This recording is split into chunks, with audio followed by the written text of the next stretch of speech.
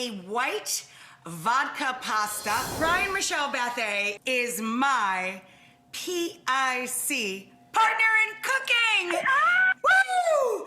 We're making a white pasta sauce, and this is optional, but we're starting with a little bit of chopped pancetta that's cooking out in olive oil with a dab of butter. Then you gather that chopped fennel, you add it to the pan with your pancetta.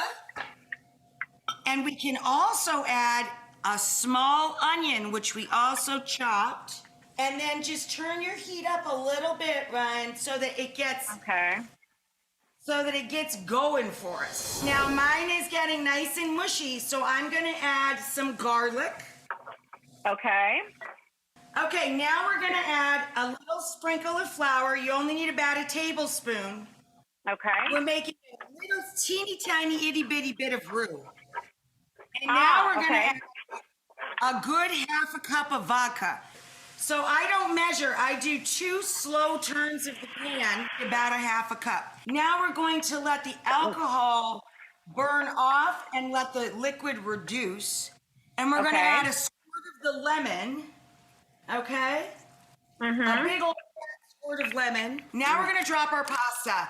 I have egg tagliatelle, you have fettuccine.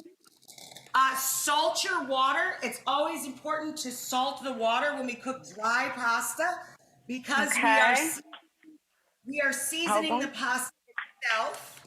Okay. Okay, and then drop it right in there, and it should take about 6 or 7 minutes for it to be a little bit shy of al dente. Back in our pan that looks like this delicious heavenly mush. Okay, now we're gonna add the half and half of the cream, and then you gotta turn the stove as low as she goes. Okay, half and half cream, low. Okay. And now we're gonna add your choice. If you want spicy, add red pepper. My mom and my sis like white pepper. I'm gonna add a little white pepper. All right. And we're gonna add a little bit of grated nutmeg. You don't want it to taste like eggnog. Just go a little around the pan. Okay. That's about good. I put in about 1/8 of a teaspoon. All right, now take your jar for your dressing. And I put in 1 shallot, grated or chopped, this big. I grate it so it's easy. But I have 1 small shallot. And I have a fat clove of garlic. Okay, that's what I have here. Put it in your jar. Put that in your jar.